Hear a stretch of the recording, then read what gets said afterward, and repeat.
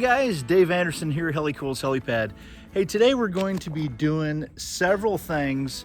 I just need to clean up little parts here because I ran into a few other things and some of the videos that I put out didn't exactly cover all of the little details, so I want to kind of button up a few of those things. But today I also want to take a look at that kind of thing right there. It looks like one of the trailer tires has a little issue, and I'm gonna focus on that, but I'm gonna list all the other things. Go ahead, Mr. Editor, kind of put them on up there. We're gonna do that one too. Wow, you guys stay tuned. Step one is to mix up some soapy water, and I'm going to be soaping this thing up inside the tire, outside the tire, and especially the CTIS that connects to the rim there, just to see if I can find where that leak might be coming from. Even if I can't find anything, going on the inside here and checking out any of those lines that might be causing a problem. Let's get started.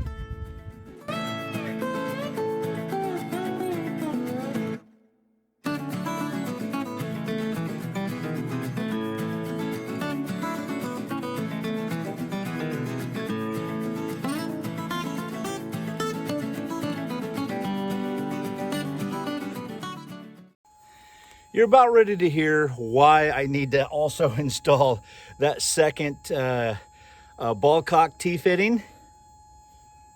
You can already hear it just a little bit. Now I'm going to turn that other ball cock off and you'll really hear it.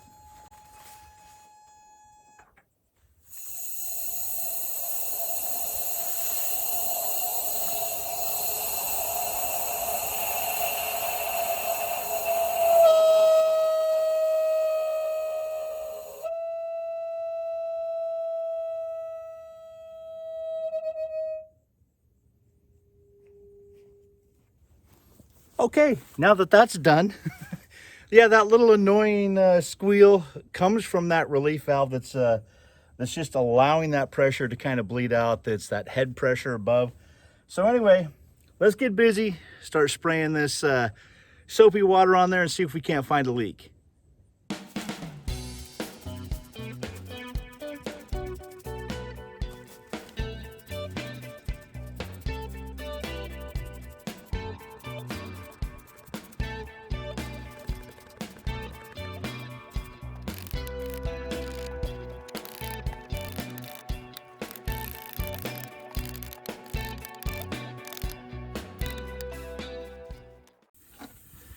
Well, I only found one leak so far,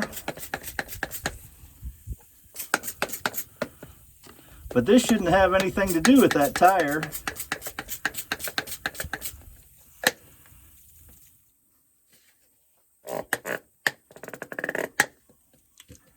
There we go, fix that.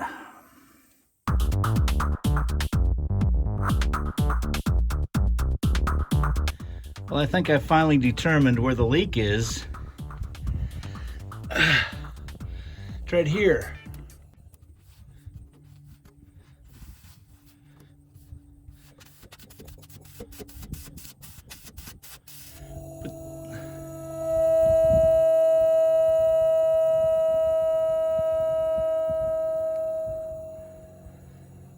And the weird thing is the other tire's not going flat, but this one is.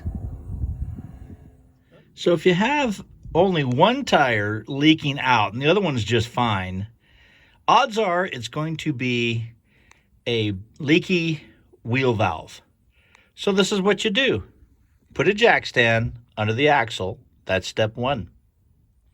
The jack stand is just there to relieve the pressure of the sidewalls as we remove the air out of the tire. But I just want to explain things, and just in case that you want to double check that that is exactly what's happening here. You can remove this bolt here, and this is a banjo bolt, and put a rubber glove over it, zip tie the rubber glove on, or put a bunch of tape around it. Ron Marlette actually pioneered this technique. If the rubber glove starts filling up and pops, which I'm sure mine's going to fill up really fast if I was to do that, that confirms that the wheel valve is leaking. So the very next step is to remove the valve stem, let all the air out of this thing, and pull these 4 bolts and take a look and see what's happening with that little diaphragm that's in there.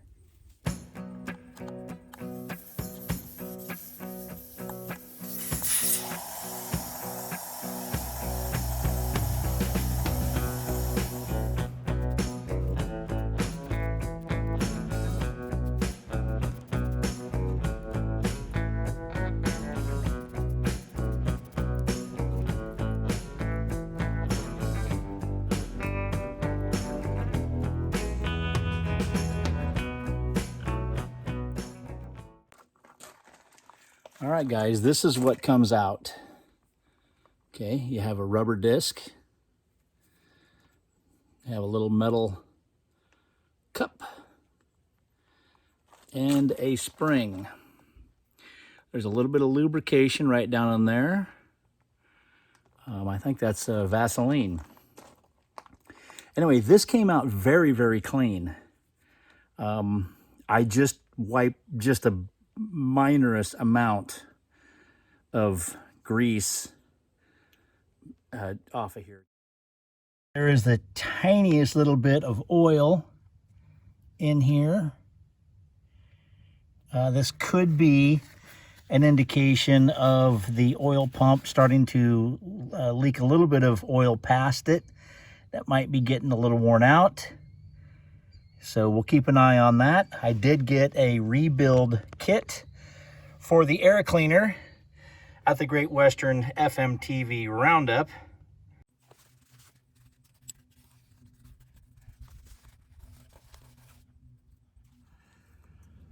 All right, this is the guy that you really want to pay close attention to.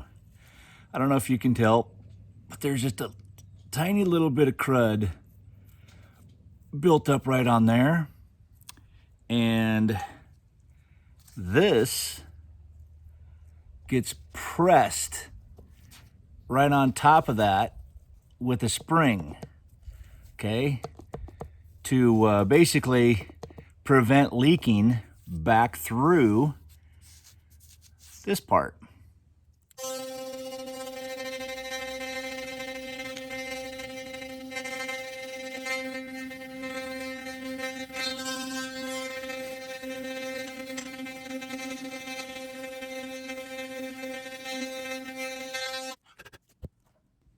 Oh man, that looks like brand new.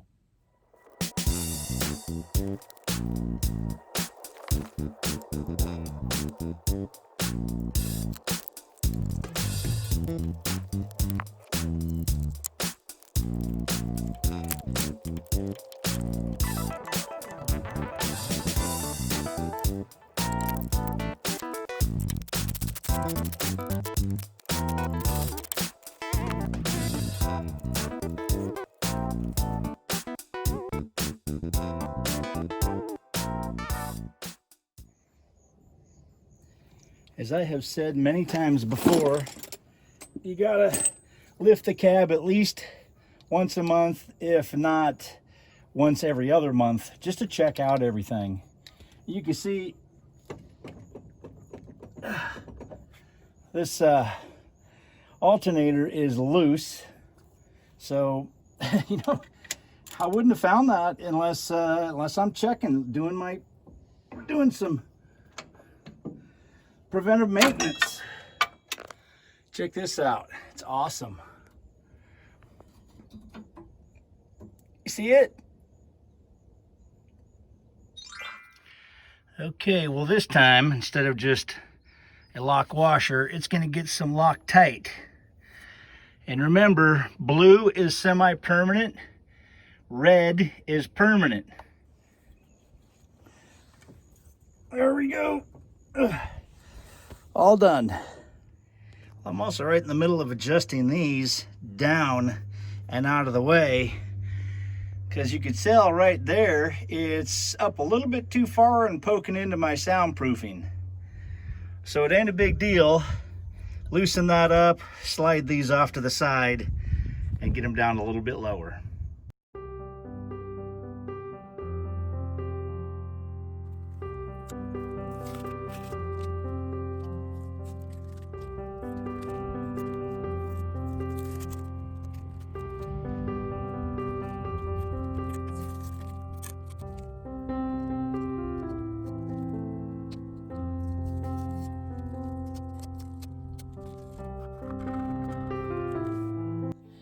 this is just a reminder.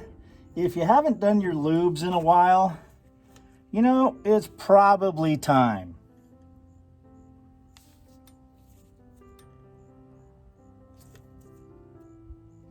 Ooh.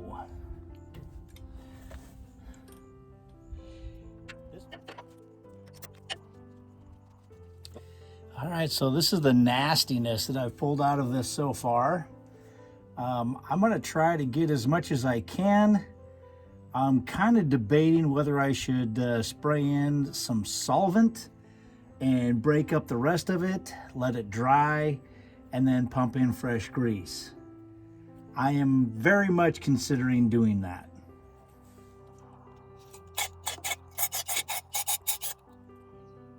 Okay, that was just some brake cleaner solvent.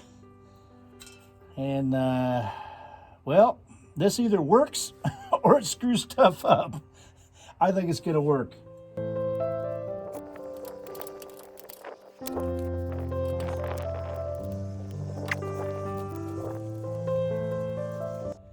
Well, the upper was a little bit rough, but it squeezed out that nasty caked on stuff at least, and worked just fine. Well, hey, wasn't that fun? Hey, coming to you live from the man cave. Well, it's not live anymore when you're seeing it, but when I'm saying it, it's live. Okay, so it's live for me. All right, well, thanks for joining me on this video. Hope you enjoyed it. Got a few things accomplished with the trailer. Didn't get it finished, but I did get a lot of painting done, and I did get the lube done. That's actually the first time that I've ever lubed that trailer, because as you know, or you may know, it actually was a truck, and I just drove it home and salvaged the whole thing. The trailer really hasn't been on the road but maybe, what, 3 miles or so total since I've owned it. Anyway, I'm almost done with it, and I'll be able to make a big reveal of you know, the paint and also the name of the trailer. So join me next time, won't you?